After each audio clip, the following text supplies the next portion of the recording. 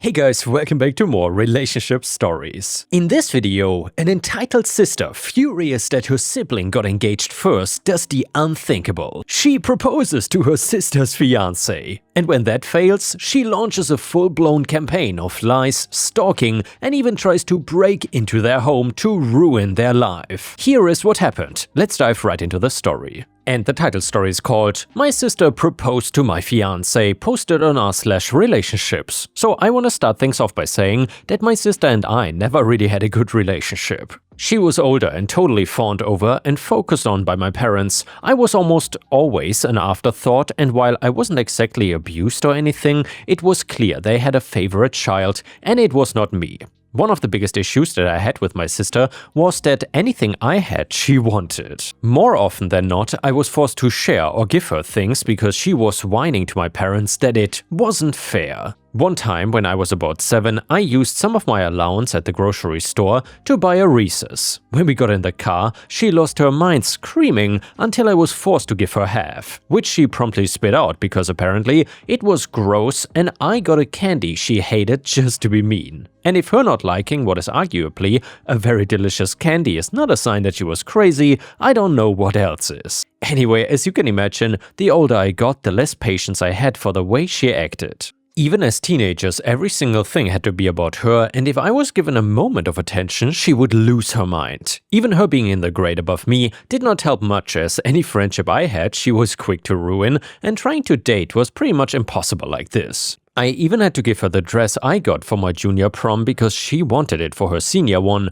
We were told that we could share it since the dances were different days. And she totally did not mean to spill and stain the dress, so I could not wear it the weekend after. Going away to college and living away from her was probably the best thing that could have ever happened to me. For once, I did not need to worry about every little thing I did and her trying to get me in trouble for it. The best part though was that I was able to start dating and not have to worry about her poking her nose into it. Because of the bad blood between us and the fact my parents always sided with her, I became private with my life. Even most of the school holidays, I would not go home and instead get invited to friends or guys I was dating at the time's house. When I was a senior in college though, I met James. And I knew from the first date that he was different than any other guy I had come across so far. I fell in love fast, and before I knew it, we had graduated and were looking at apartments in the city together.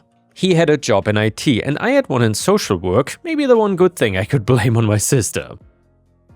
It was an ongoing joke in my friend group that if you had trauma, you either ended up in psychology or social work. My family knew that I was dating somebody, but really didn't know that much about him and did not care. They were far too focused on my sister's life, and because of that, James never even met my family. 2 years later, and James took me on a weekend trip where he proposed to me. I was so happy that I think I spent the entire weekend just crying in joy that I was getting my fairy tale ending. What I didn't know was that the proposal was just the beginning of something else. I'd been in therapy for years at this point and admitted to my shrink that I wanted to have some kind of relationship with my family. Thinking that enough time passed and maybe being adults meant that me and my sister could bury the hatchet and start again. And by the way guys, as a seasoned Reddit veteran, even though I don't read that many relationship stories, I know that just never works out. If your family treated you like crap for pretty much your entire life, I don't think they will change later on. Anyway, I made plans to invite them over for Thanksgiving. They could meet James and I could have them be part of my wedding. They agreed to come,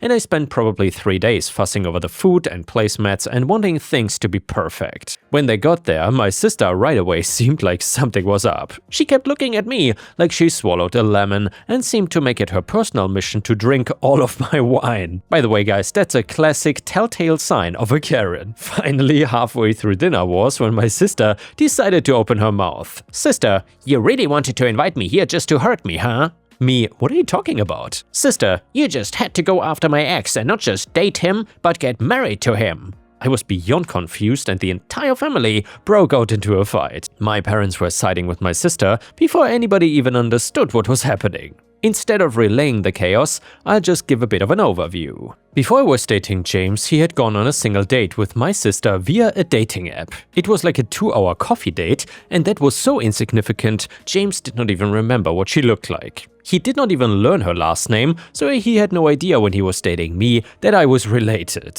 At least to him, it was a nothing date that he had forgotten about. To my sister, he was the true love of her life now, and I should have magically known about the date, and James should have been off limits. She was demanding that the two of us break up, and this fully grown woman was whining to our mom that she had to make me break up with him. Then my sister stormed out of the apartment and I was left with James and my parents. What I really couldn't believe was that my mom was siding with my sister, telling me that good sisters did not steal boyfriends and she didn't know why I had to do something to hurt her so much. At least my dad was willing to listen to reason and understood that I didn't know they had dated, but still kind of blamed me, telling me that I would have known about it if I wasn't so busy not paying attention to my family and not visiting for years. They left and I was just in total shock about the entire fiasco. James offered to clean up so I could take a shower and just think about everything. By the end of the day, I was realizing that they probably were not going to come to my wedding at all. I actually didn't think they were going to speak to me again after that entire thing. Well, imagine my shock when my sister invited me and James over to her place. She said that she wanted to clean the air about everything since the previous interaction ended so badly. She blamed drinking too much and that she got too emotional seeing him and felt like she was being attacked. I was an idiot and agreed to go and see her. It didn't take long after we got there for her to start up again and to do what I think was the worst thing she ever did to me in her entire life. And by the way guys, just to quickly interject here, if you enjoy the relationship stories, please don't forget to like the video and post some star emojis in the comments if you want to support me. Thank you so much. So she started talking about how after seeing James again, she realized he was the only man she ever wanted to see, that she missed out years ago and needed to have another chance. She went as far as to tell him that he should not need to settle for me when he could have the better sister. And then she went there. Sister, take the ring off her finger and put it on mine. We can have an amazing life if you just marry me instead. We can have everything, and if you marry me, then my dad will be happy to give his blessing. She flat out told him not just to break up with me, but to marry her instead. James looked so uncomfortable and clearly didn't know what to do or say about the entire thing. James, but I love your sister. She is the only one that I ever want to marry, and the only time that ring is coming off is when I put a wedding ring to replace it. From what I can tell, I did pick the better sister and dodged a bullet not having a second date with you. We left, and not long after, my mother called to yell at me, saying that we ganged up on her and that she couldn't believe how mean I was being to my sister, not willing to listen to what she did or the fact that she proposed to my fiancé. Only claiming that technically she dated him first, so I was stealing him and making things worse. She told the entire extended family too that none of them should go to my wedding because I had stolen my sister's boyfriend. Some listened while others, thankfully, were willing to hear my side of things and could see past my sister being a spoiled brat and my parents enabling that behavior. They could forget about not showing up to my wedding because at this point none of them were even invited. My cousin called me to tell me that he overheard my mom speaking to my aunt on the phone,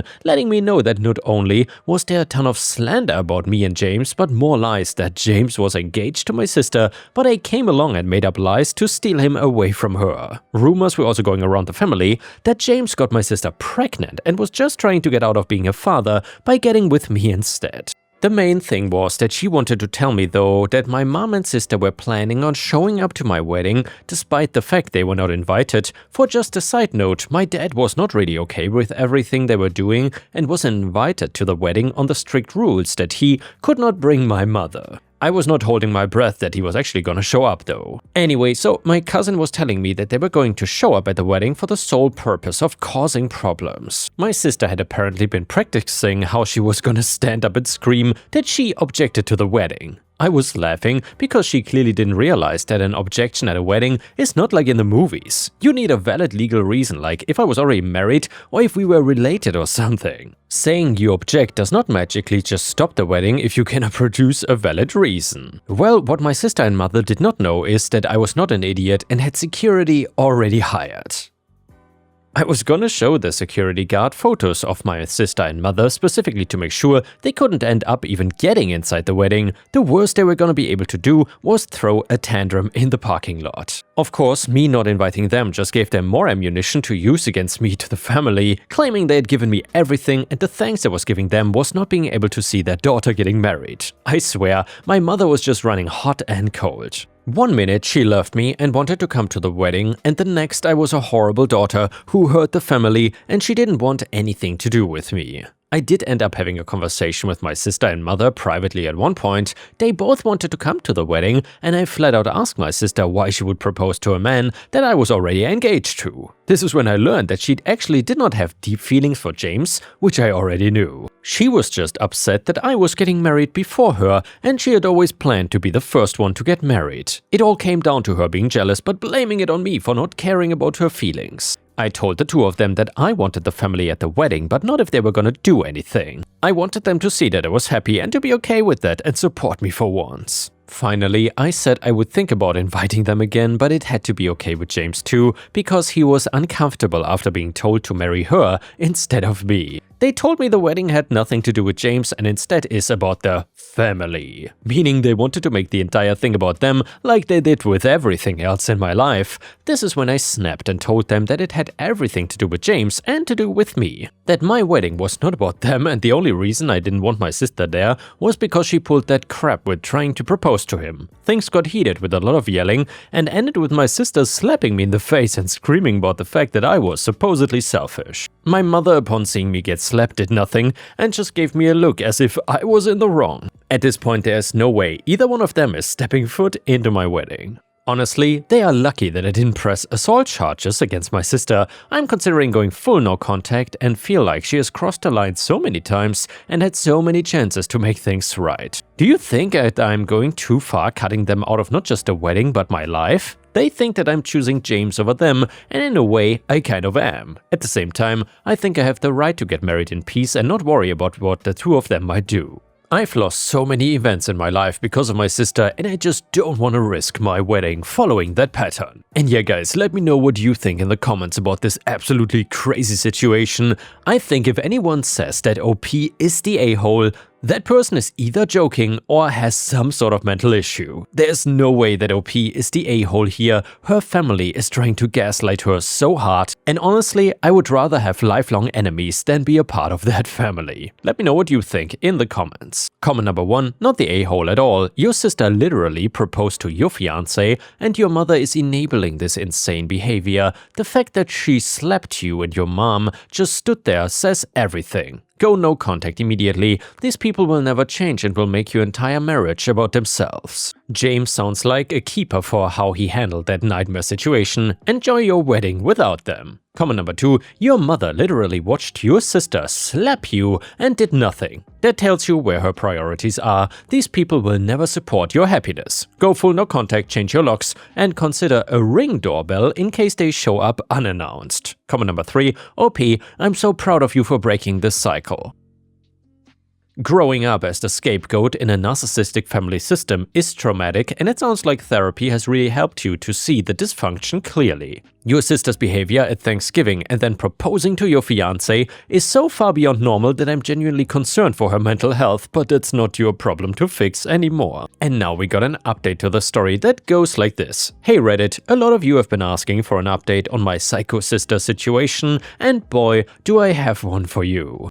TLDR at the bottom for those who want the juicy details fast. So after my last post, James and I went ahead with our wedding plans. We had an absolutely beautiful ceremony, everything I dreamed of and more. My dad actually showed up solo without my mom and walked me down the aisle, which meant the world to me. The security worked perfectly and kept my sister and mom in the parking lot where they belonged. But here's where it gets wild. So my sister apparently did not take the hint that her little tantrum was not gonna work. About 2 weeks after the wedding, James and I were at our new apartment when there was this aggressive pounding on our door at like 10 p.m. James looked through the peephole and it was my sister, clearly drunk off her ass, screaming something about stealing her man. We obviously did not open the door, but she kept banging and yelling for about 20 minutes. The neighbors called the police. When the cops showed up, my sister tried to convince them that James was actually her fiancé and that I'd somehow tricked him into marrying me instead. She was waving around this cheap ring she had apparently bought herself, claiming it was an engagement ring from James. The cops were not buying it, especially since we had our marriage certificate and wedding photos on our phones. They arrested her for public intoxication and disturbing the peace, but released her the next morning. I thought that would be the end of it, but I was wrong. Over the next month, my sister escalated hardcore. She started showing up at James' work, telling his co-workers that he had abandoned his real fiancé, her, for me. She created fake social media accounts to harass us online. The worst part was when she somehow got our new address and started leaving weird gifts like lingerie with notes about how she would be a better wife than me. The breaking point came when she literally tried to break into our apartment while we were at work. Our neighbor caught her trying to pick the lock and called the police. When they searched her car, they found a whole stalker shrine, printed photos of James from his social media, copies of our wedding photos with my face scratched out, and this legal document she had printed from some sketchy website about proving fraud in marriages. The police told us that she had been building a case that our marriage was somehow illegal because she had prior claim to James. Apparently, she'd been calling the county clerk's office every few days, trying to get our marriage license revoked. That's when my cousin, the one who warned me about the wedding crash plan, came forward with something huge. Remember how my sister was spreading rumors that James got her pregnant? Well, she had apparently been telling people she had actually been pregnant and that James forced her to have an abortion. She was literally trying to destroy his reputation at his job and in our community with completely fabricated stories. The final straw was when she showed up at my workplace, a social services office where I work with vulnerable families, and caused a scene in front of the clients. She was screaming about how I was a husband thief and how I had destroyed her life. My supervisor had to call security, and it was mortifying. That's when James and I decided enough was enough. We got a restraining order and filed harassment charges, but my sister violated the restraining order within 48 hours by calling James' work pretending to be from HR and trying to get him fired. The court case was honestly hilarious. My sister showed up with a folder full of evidence, including printed text messages she had clearly faked, photos of her and James from their one coffee date that she had apparently been carrying around for years, and I kid you not, a PowerPoint presentation about why their relationship was more valid than our marriage. But the judge was having none of it. She got sentenced to 6 months in county jail for stalking, harassment, and violating the restraining order. She also has to pay restitution for James' lost work time and our legal fees, plus she's required to get psychological counseling. My mother tried to guilt trip me about sending my own sister to jail, but honestly, I am done. James and I have been married for 8 months now, and it's been the happiest time of my life. We're actually trying for a baby, and I cannot wait to raise kids who will never have to deal with this toxic family dynamics I grew up with. My dad has been slowly coming around and actually apologized for not standing up to my sister and mom sooner. We have lunch once a month now, and he's excited about potentially being a grandpa. As for my sister, she sent me a letter from jail last week. No apology, just more rambling about how I ruined her life and how she's gonna make things right when she gets out. I handed it straight to our lawyer. The funniest part, my cousin told me that my sister had been telling people in jail that she was there because her sister stole her fiancé. Apparently, the other inmates roasted her so hard about it that she stopped bringing it up. So yeah, Reddit, sometimes the trash really does take itself out. James and I are living our best life, and my sister is exactly where she belongs, and I finally have the peace I never knew was possible. And the next one is another really interesting relationship story that you don't want to miss. It is titled, "I cheated on my wife 3 years ago."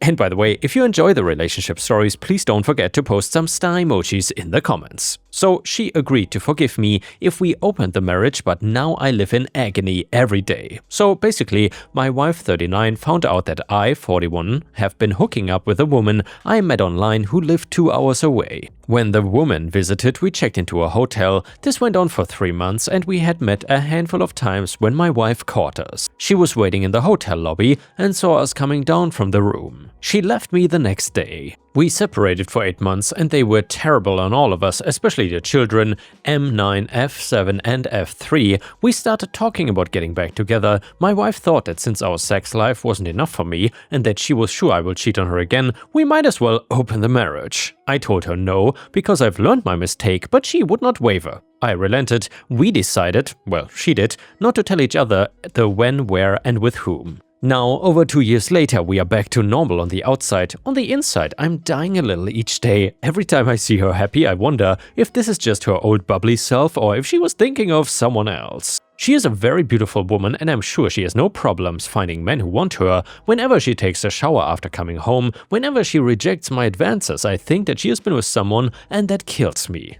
I've tried to discuss closing the marriage again, but she shuts these attempts down very quickly with the divorce card. Before all this happened, we had amazing bedtime several times a week, but now we have probably done it 4 to 5 times these past 3 years. She demands I use protection, and she refuses to let me get really intimate with her. I stopped asking because the intercourse is painfully bad now. I have not slept with anybody else because the look on my wife's face in that lobby still makes me sick with guilt. I don't know how much more I can take. I love my wife and I want to spend the rest of my life with her. Will she ever stop punishing me? Have you ever forgiven a cheating spouse and stopped punishing them? What's going on in her head? And yeah guys, the only thing I can say here is that this guy certainly effed around and found out. No sympathy or empathy from me for this POS. Let me know what you think in the comments. Comment number 1, so you had a great sex life but you needed to cheat. Okay, divorce or let it go, you brought this on yourself. Comment number 2, my guy, you did this to your marriage. You said you had an amazing sex life but still cheated.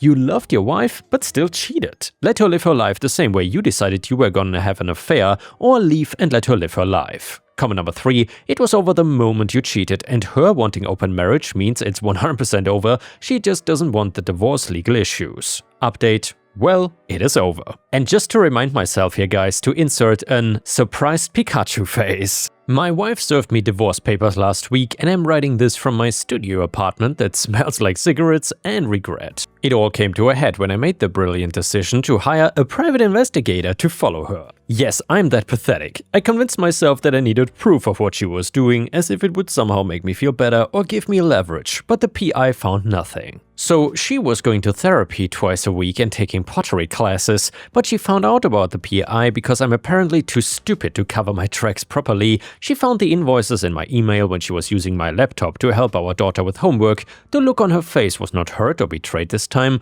It was pure disgust mixed with what I can only describe as relief. You hired someone to stalk me? She said, her voice completely flat. After everything I've already sacrificed to keep this family together? That is when it all came tumbling out. She told me she had never been with anyone else during our open marriage. The whole thing was a test to see if I could handle even a fraction of the paranoia and insecurity I had put her through. She wanted me to understand what it felt like to wonder and worry and imagine the worst. She'd been watching me torture myself for 2 years, waiting to see if I would show any remorse or personal growth, but instead, I hired a private investigator. You learned nothing, she said while packing her bags. You're still the same selfish, paranoid man who cheated on me. You're still making this about your feelings, your pain, your needs. You have not thought about what this did to me for even 1 second. And she was right, of course.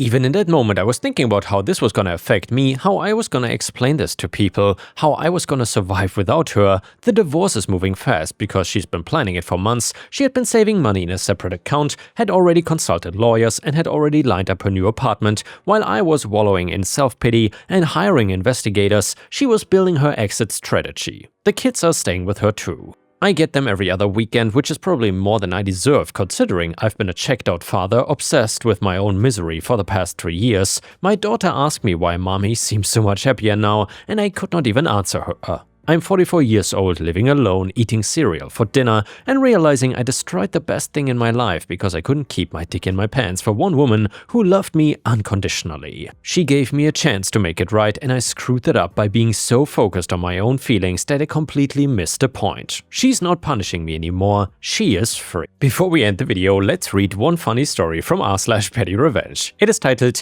"A boy harassed me, so I spoiled his favorite film series." So this was in 2019 when the hype for Marvel's Endgame was in full swing. I was in high school, aged 13 to 14, and for some reason this kid was obsessed with me. Like from the very start, he decided to constantly annoy me. He had written a song about me cheating on him, we never dated by the way, and had followed me around the corridors telling me that I had a nice ass. And well guys, quite the charmer. We lived in the same area of town, and he once followed me home saying he was gonna make me wet. tried telling the school, but they said he probably had a crush on me and to ignore him. This kid loved Marvel, especially Iron Man, like he was super obsessed, themed backpack, a pencil case, the lot. When he was not harassing me, it was talking about Iron Man. He got ill the same week Endgame was released and was off school for a few days. A few of my friends had seen it that weekend, and since I was not interested, they spoiled it for me and told me that Iron Man died at the end. The kid came in the next day after being ill and started harassing me again.